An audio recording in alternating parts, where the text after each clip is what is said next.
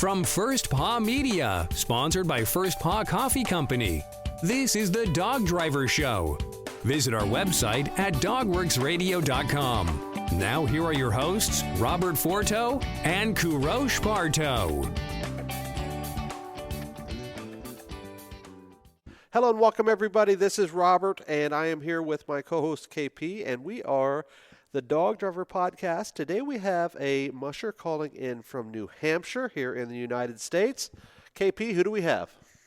We have with us an open driver from New Hampshire, the East Coast of the United States, Ed Clifford, who's been doing racing for many years on the East Coast. He has been in to Alaska, actually, running some of the big major races in the circuit. Ed, thank you for joining us, and welcome to the show. Tell our listeners who you are and a little bit about yourself. I'm a second-generation musher, grown up here in New Hampshire. My dad started out our kennel with Siberian Huskies, and that's I basically grew up. He got his practice for me with a litter of puppies, nice little Siberians. Lots of pictures of me and in a wheelbarrow with puppies and that kind of thing growing up. And how long ago was that?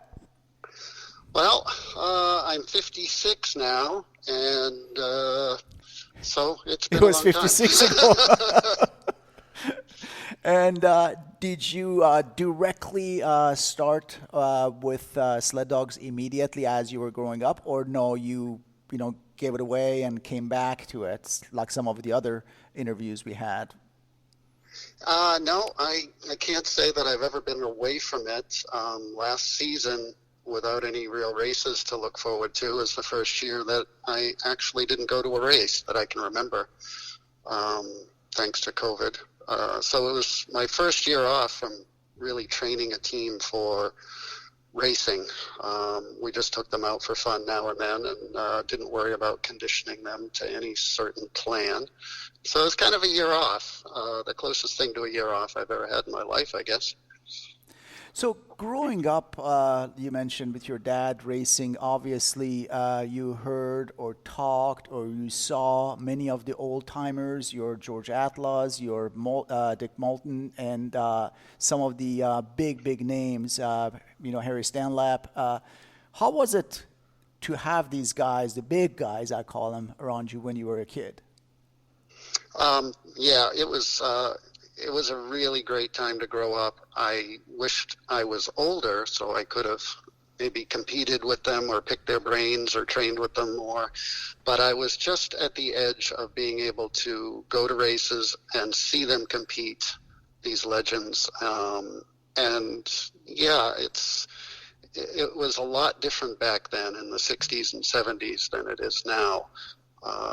It was a great time to be around mushing, certainly. And my dad took me out to Saranac Lake when they had the Triple Crowns, when a lot of the Alaskans, including George Atlas, came down. I remember handing him the book that my dad had purchased for me, everything I know about training sled dogs, and George signed it for me. And, there was chances to see Lombard and Moulton, all those guys. My dad always made a point of taking the day off from school. He was a teacher, and he would allow me to take the day off from school. We'd go up on Fridays and watch them at Laconia. So yeah, mushing was a pretty big deal growing up. That is phenomenal. So you remember actually your Doc Lombard and Atla and all these big guys of the mushing world, right? Yeah, I was only about 8, 10, 12, and it just barely overlapped. It was just a chance to see them and be in awe. I watched these 16, 18 dog strings go ripping by and going, wow, I'd really like to do that someday. Yeah, Laconia used to be one of the biggest races in the circuit. It was before my time, of course, but I heard a lot of good things about this race. Yeah, it was the highlight in the Northeast for sure, and it's tough because the way development has taken over parts of the course, they really only have about 15 miles of decent trail now, Some of it head on, some of it looping back on itself. But I did get a chance to run it when it was still downtown in one big loop, back when it was still about 18 miles a day for 3 days. So I was fortunate in my early 20s to get to run it back when it was that downtown atmosphere. It was really awesome. So I'm glad I got that opportunity anyway. Oh, that's fantastic. Ed, as you mentioned, you started with Siberian Huskies, and I know that you don't have them anymore. How was the evolution of the dogs from 60s and 70s and 80s to what you are doing right now? Yeah, when we started in the 60s, the New England Sled Dog Club had a couple, probably 200 members. We had a complete separate junior club with its own president, and the kids would all get together on the big club weekends. We'd have our own conference room and have our own meetings, and it was kind of neat. They let us be involved in the development of the sport that way and rules. But I remember there were classes A, B, and C. So you would have an open class, an 8-dog, well, it was back a 7-dog class back then, a 5-dog class. And there were so many competitors that they had A, B, and C classes. And you could move up from C to B with, a certain number of wins or, being more competitive, A being the most competitive class. And trophies for everybody in every class, top 3. It was just really a phenomenal time to be involved in the sport here in New England. We had snow, we had races in high population areas of Massachusetts. Big crowds would come out to watch us.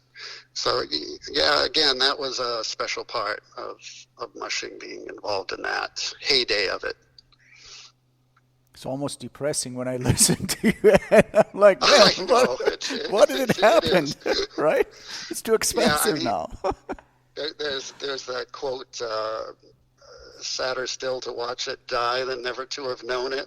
And just having known what it was like at one point, it's sometimes hard to look at the sport where it is now, knowing where it was decades ago. Definitely. Tell me about your dogs. What do you have in your kennel right now? All right. Well, I'll go back and finish the question you actually answered, which is we were in Siberians. So that's what attracted my dad to the sport. He had some friends locally that had Siberians.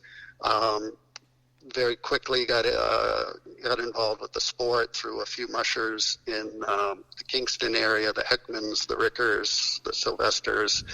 And so we would go to races. We would compete. Dad was a perennial C or B musher. They would have side bets for beer or a fifth of apricot brandy, races within a race. And just, it was all about the fun and the family, purely fun and family. As I got a little older, graduated from the 1-dog class to the 3-dog class, some of the more competitive kids had crossbred Alaskans and hound mixes. So what my dad did is he said, I really don't know much about these things, but I want you to be competitive with your peers. So we're going to breed one of our Siberians to one of our friends' Alaskans, and we're going to see what happens. So that's sort of the evolution for me going from Siberian to Alaskan. It was an effort to help me be more competitive with my peers at the time. So I would say the next, from 12 to college, we were about Alaskans, moving in that direction, and fewer Siberians. And Dad was sort of de-escalating his involvement and just focusing on keeping enough dogs for me to race. And what happened after? I believe you don't have pure Alaskans anymore. Correct. So he felt that college was pretty important, and he said, it might be time to put this aside and just go to college. I begged him to keep a 6-dog team at home for me. I went to school locally and came home every weekend. His commitment, I'll take care of the dogs for you during the week. If you want to race, you can train them on the weekends and you can go have some fun. So that kind of kept me out of trouble during college years. I didn't have a whole lot of time to party on the weekends. I was home with the dogs. As I got a little older, I decided, yes, I'm going to take over the kennel. began to produce my own dogs, I would actually take whatever anybody had free at that point and just bring them into the kennel. And I think, develop my training ability by working with dogs that didn't work out for other people and getting them to work for me, figuring out, what it took to get them to be their best athlete. So I did that for about 10 years, 15 years. I think it culminated with a trip to Alaska, which was an eye-opening experience that I wasn't really prepared for at all. And I came home and decided that a friend of mine, Sarah Vanderwood, who was the daughter of our sponsor, Nooksack Racing Supply, brought home some breeding from a trip to Norway. And it was the first Greysters that I know of that were brought over. And maybe there were some in Alaska, probably overlaps the time of Egil Ellis and his time over there. But anyway, I got involved in the pointer litter, got a couple of dogs, and crossbred those to some of my Alaskan breeding, and really just fell in love with the pointer breed. I just love their work ethic. I love their enthusiasm. They were great eaters. So many of the things that were frustrating with the Alaskan breed were non-issues for the pointers. There were other issues, but I just really loved working with them. And I think I was at a crossroads where I was like, I'm not sure I want to continue doing this. It's a lot of work. I was losing my enthusiasm for racing locally. Things were not as vibrant as they were the decade before. Looking at it now, and at this point I'm in my 30s. The pointers really injected enthusiasm into my love of mushing, and so that's where I am today. I've actually looked into mixing a little bit of Alaskan back into the pointer, but we basically got a small kennel now of 18 dogs, and it's mostly pointer, and that's where we are now. So the pointers are just pure GSPs, or they are European or Scandinavian hounds mixed with our American lines? What our friend Sarah brought home was a quarter Greyster, a dog named Marta. Actually, no, 1/8. Sorry, 1/8. So the puppy I got from her was a 16th. Her name is Maggie, and anybody that knows me knows Maggie because we've done everything from ski jor and canicross to open class racing in New England and Quebec, and she's been at the head of my team she had been for about 8 or 9 years. She was just a phenomenal dog. So it was that Greyster line that she brought over from Norway. And more recently, we picked up from Jessica Doherty the newer Greyster line that she brought over, and I have a quarter Greyster that we picked up. And when we were in Alaska the last time, a couple of years ago, we bred that to one of Don Brown's dogs. And so now we've got a mix of that Alaskan sort of hound breed and this Greyster breed that Jessica had been setting records with those lines. She's done a great job with those. They're super fast dogs. So yeah, that's pretty much where we're at now. You mentioned something not a lot of open drivers they mention. You said canicross and bike touring. You are probably the only open driver I know who does canicross and bike touring. Tell me why you're attracted in that part of the sport and the dryland part of it also. Okay. When I was young, really young, and Dad would have a litter of puppies, we had fields. I used to take the puppies running in fields. So I was always running. As a very young kid, I was always running. When I was 10, there was a 5-mile road race in town. I begged my parents to let me run in it. And so I went out and ran this 5-mile road race when I was 10 years old, and I've been running it ever since. The high school coach saw me and said, please encourage him to keep running. And when I was in junior high, he grabbed me, and I got to run with the high school kids. So I've been a lifelong runner. When I first heard about canicross, I was nearly 40 years old, and really hadn't thought about taking it seriously. But Maggie was my leader, and she was just phenomenal. I had skied with her, and I had run her in the open class. But as she got slower, what she was really good at was canicross. And we went out, we did a 15-minute 5K together. That was the quickest time we had ever done. And I just found like I have these competing loves, and people have asked me, what do you love more, running or dogs? And I said, well, they're like children. You know, I can't say I love either one of them any more or less than the other. But aside from running, I also picked up bike racing when I was in college. So when bike touring came about, the first time they had a world championships, again, my friend Sarah Vanderwood from Maine was involved with the IFSS and said, hey, there's this world championship going on in Italy, in Ravenna, Italy. Do you want to go and represent the U.S.? And I'm like, yeah, cool. That sounds like fun. So I got involved in the very first IFSS world championship bike touring. And, yeah. So anyway, yes, it is unconventional. Normally you don't see open drivers dabbling in that stuff and dryland and stuff, but it just combines a lot of my interests. I remember when was it, a couple 3 years ago, when you came for ONAC. I don't know if I was doing ONAC or I was doing LINAC, but I saw you with a very small pool of dogs. I don't know, it was 8 or how many dogs you had? Like very small. I remember we were training, and we had good training, but we didn't have a lot of dogs that could do the miles. And I got up to about 20 miles, and I said, these dogs could do ONAC, but we don't really have a large pool of dogs. So we took a chance and went up and ran, and I had 9 that I started with on Friday. 9, okay.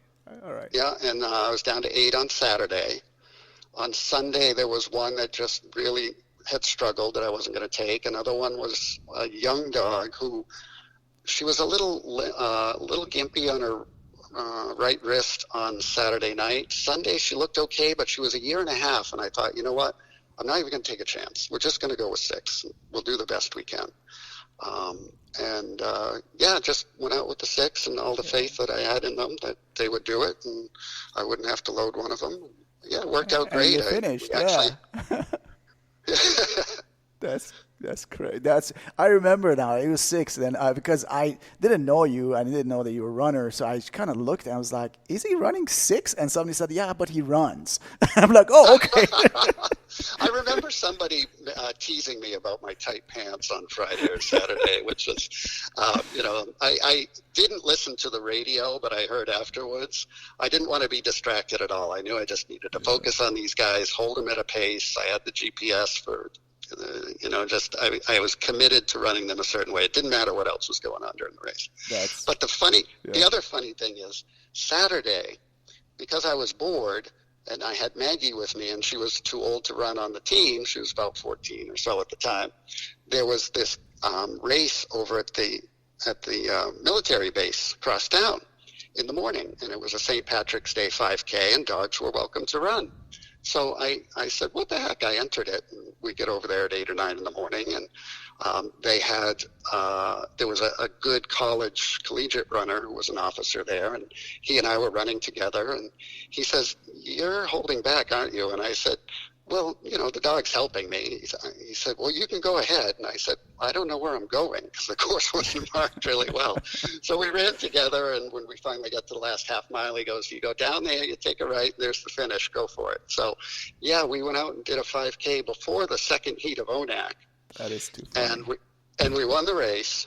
But the funny thing is, later on that day, I didn't realize how tired I had gotten. And we had gone through the lemonade stand, and we were headed back up the hill. And here comes Lena Streeper, like a freight train, behind me.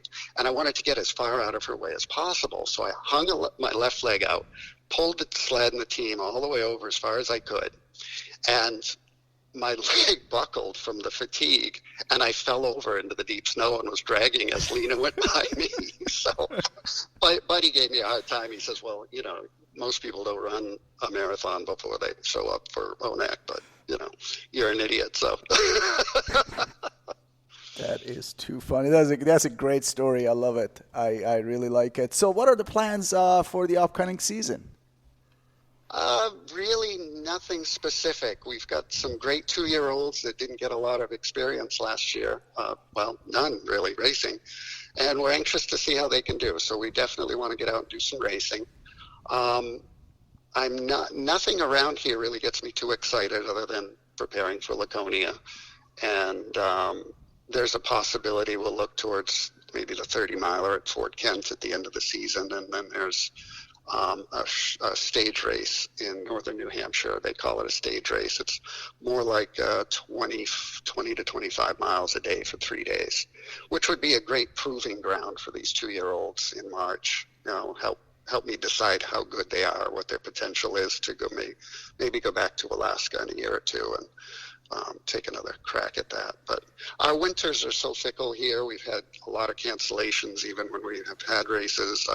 It's a struggle to get good mileage on the dogs. We have good dirt training up to about 6 miles, but after that we have to travel an hour or 2, sometimes 3 hours just to get the dogs run up in the White Mountains. So it's a struggle, and as I look ahead to my future, I'm thinking maybe if I can retire in 4 or 5 years, that if I still have the inspiration and the desire to do this, I'd love to train for Wyoming and then go up and do Rondi and ONAC from there. I think those would be my retirement goals. And my retirement idol in this is Guy Girard. Guy's a few years ahead of me. He's also a runner. He's done the Boston Marathon, and he's leading a life that I admire. He's gone gracefully into retirement, and he's still doing what he loves at a very high level. And he's really inspired me to think about what I can do into my 60s if I want to continue in the sport. Yeah, we interviewed Guy, I think last year or so, and he was talking about it. And every year he's like, I think I'm going to stop sled dog racing. And then I'm like, 1 more year. Yeah, I know, exactly. 1 more year. And I think that I'll probably be the same way from now on. It'll be, we'll see if I'm inspired, if I want to do this. But there are a lot of physical issues. I know, you need a good back. As you get older, you're always bending over, and the back is always the killer. So I kind of wonder, how long is my back going to hold out? How long am I going to want to, be out there in the cold and struggling with frozen snaps and, all the little things that happen, all the trials and tribulations that go into training a dog team, especially for the open class. But I still love it, and I still can't give it up. So we're here, and we've got a nice core of dogs. We'll find out what they're capable of over the next year or two, and hopefully we'll be around doing what Guy Girard's doing here for another 10 or 15 years. Any plans for dryland this year? No, that is something that I'm looking at as I get older. I'm not as death-defying as I used to be. I've had some close calls running rigs, and I've gotten injured quite a few times running cane across at the speeds that we're trying to do. I figure if I can't run a 4.5 minute mile pace comfortably with the dog, that I'm just opening myself up for injury. And I know that sounds fast, but for short races, that's pretty much what it takes to be competitive. I've since turned to ultra running and qualified for Boston myself when I turned 50 and doing ultramarathon races. So I actually run a lot further than I ask the dogs to run now. And I also have taken on a keto diet, so that I'm basically eating just like my dogs.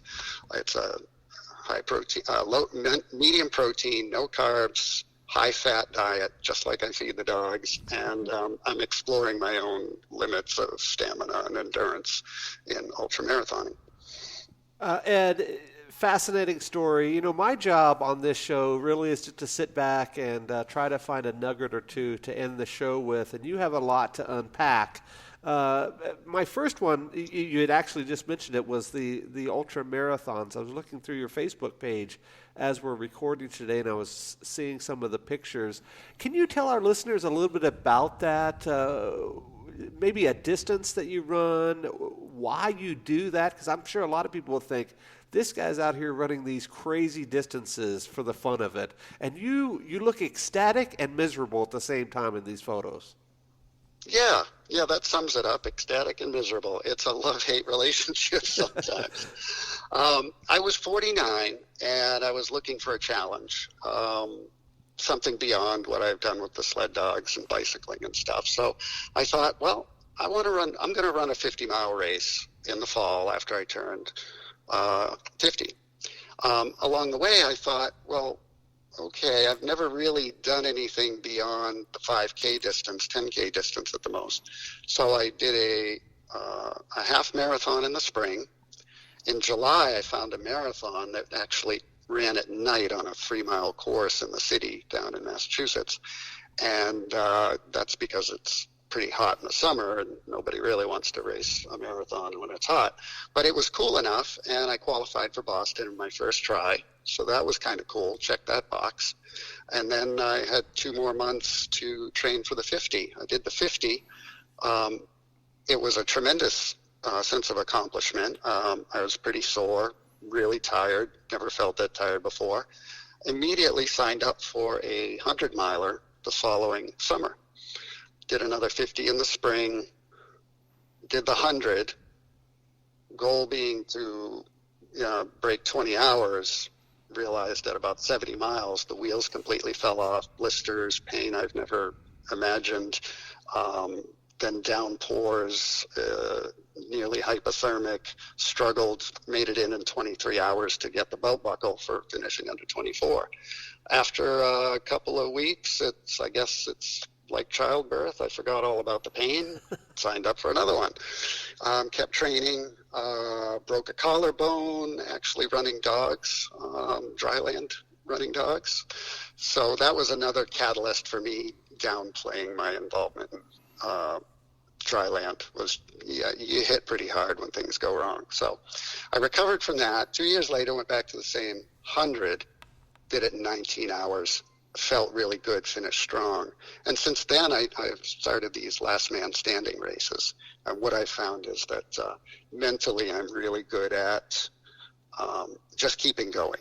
It's where you do a 4.2 mile loop every hour on the hour until nobody's left.